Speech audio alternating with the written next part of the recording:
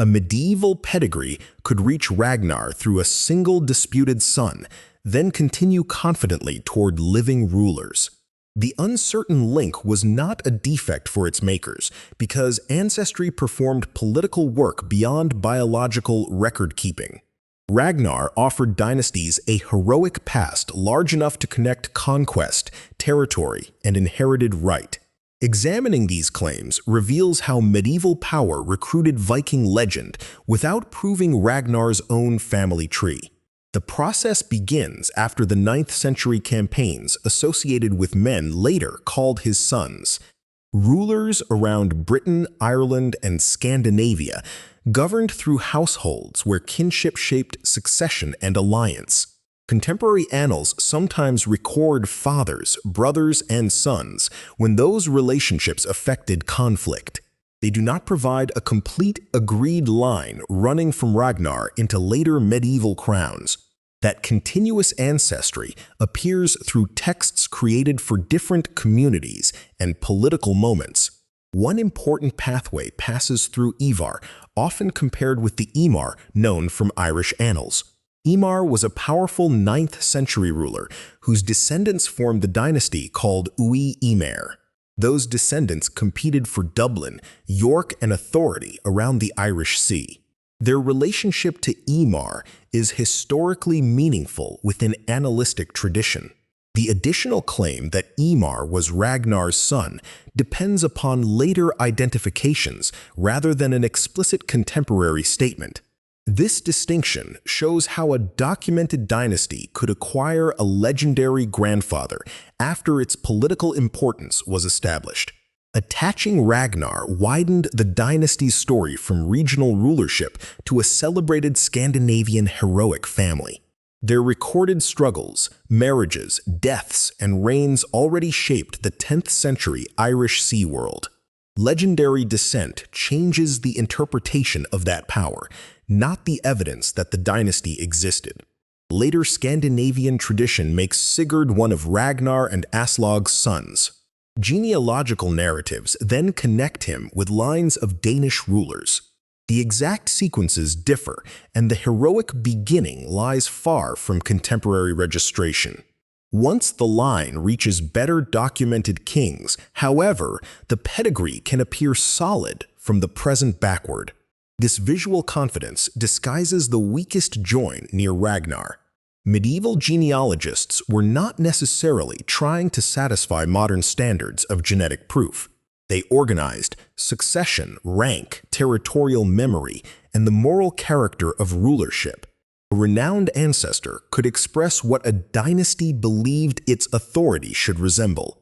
Ragnar's victories suggested expansion, while his sons allowed that charisma to become inheritable. The lineage turned heroic reputation into a family resource. Later traditions place him among Ragnar's sons and associate his descendants with Swedish kings. The dynasty, often called the House of Munso, belongs partly to later historiographical reconstruction. Evidence for its earliest generations is uneven, and modern labels can imply more institutional continuity than sources provide. Texts such as Hervarar saga preserve royal lists and relationships within legendary historical narrative. They matter for the development of Swedish royal memory, but they were composed after the lives they arrange. Linking Björn to Ragnar gave those royal sequences an ancestor already famous across other regions. The claim also placed Sweden within a shared heroic geography without requiring one unified Scandinavian state.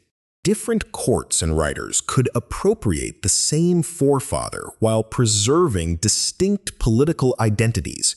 An ancestor tied too closely to one documented kingdom might exclude rival regions. Ragnar's uncertain geography allowed Danish, Swedish, Icelandic, and insular traditions to draw different lines through him. Contradictory claims could coexist because pedigrees addressed separate audiences. They competed symbolically without needing a central archive to reconcile every generation. Icelandic genealogical writing adds a different scale to the pattern. The Book of Settlements records families associated with Iceland's settlement and traces numerous ancestral connections. Its surviving forms were compiled and revised long after the first settlement generations. Genealogy there located households within landscapes, alliances, legal status, and remembered origins. Connections to celebrated figures could distinguish a family while tying Icelandic society to wider northern history.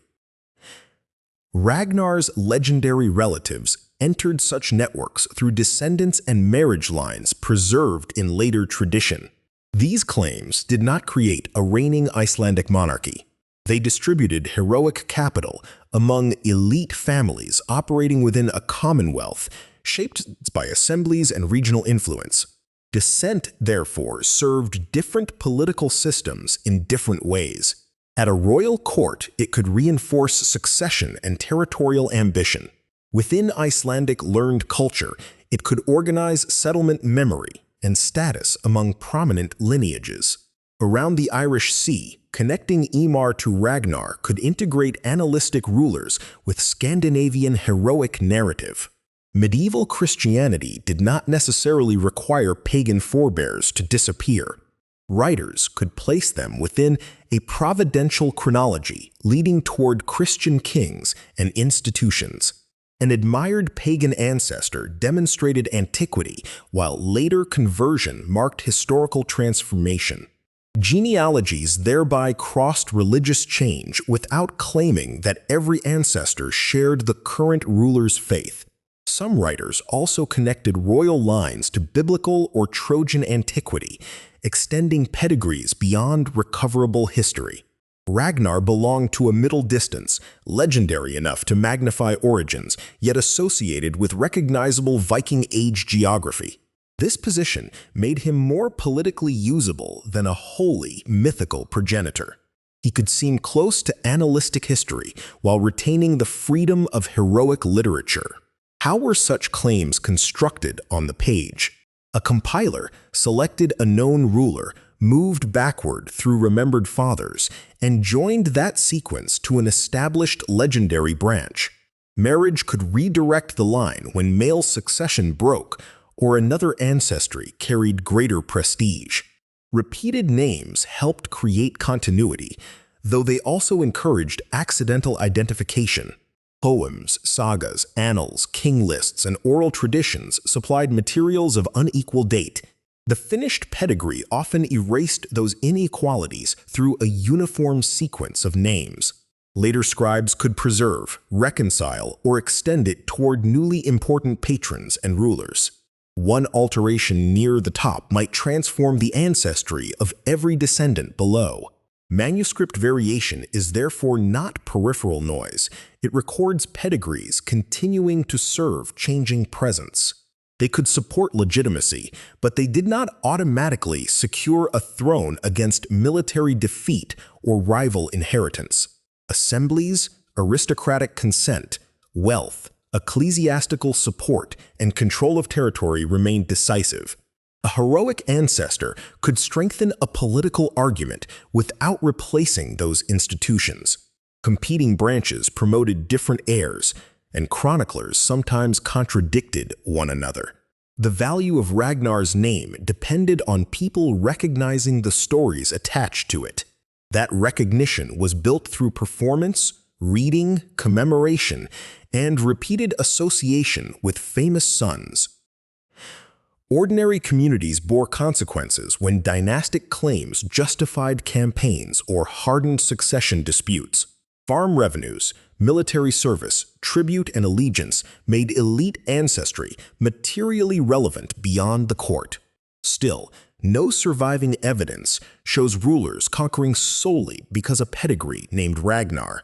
Genealogy worked alongside force and administration as one language of authority. They invite viewers to ask whether every line represents biological fact. A better question asks who recorded the connection, when it appeared, and what present claim it strengthened. The answer may reveal genuine kinship, political memory, literary combination, or several at once. Securely identified remains are rare, and a genetic relationship would not prove that medieval names were correctly assigned. Even confirmed kinship between two rulers would leave distant legendary links unresolved. Textual comparison remains essential because the claim itself is a historical act. By tracking the earliest appearance of each connection, researchers can observe legendary ancestry moving toward documented generations. The crucial boundary lies where independent contemporary support disappears. Beyond that point, a pedigree may remain culturally powerful while becoming historically unverified. Ragnar's descendants illustrate that boundary with unusual clarity. Ímar's dynasty can be studied without proving Ímar was Ragnar's child. Danish royal history remains real even when Sigurd's link is uncertain. Swedish kingship developed through institutions and conflicts not authenticated by Björn's legendary parentage. Separating these levels does not make medieval genealogists foolish or dishonest. Their pedigrees turned time into authority, binding present rulers to selected memories of conquest and nobility. Ragnar offered a shared reservoir from which different dynasties drew incompatible but effective ancestries. Secure history identifies the later rulers and the manuscripts carrying their claims. One precise unknown remains whether any documented dynasty preserved a genuine biological line to Ragnar. No accepted contemporary record presently closes that gap. The medieval achievement was therefore not proving descent, but making descent politically imaginable across centuries. Ragnar's name endured above royal lists because dynasties repeatedly used an uncertain ancestor to make their own authority look ancient.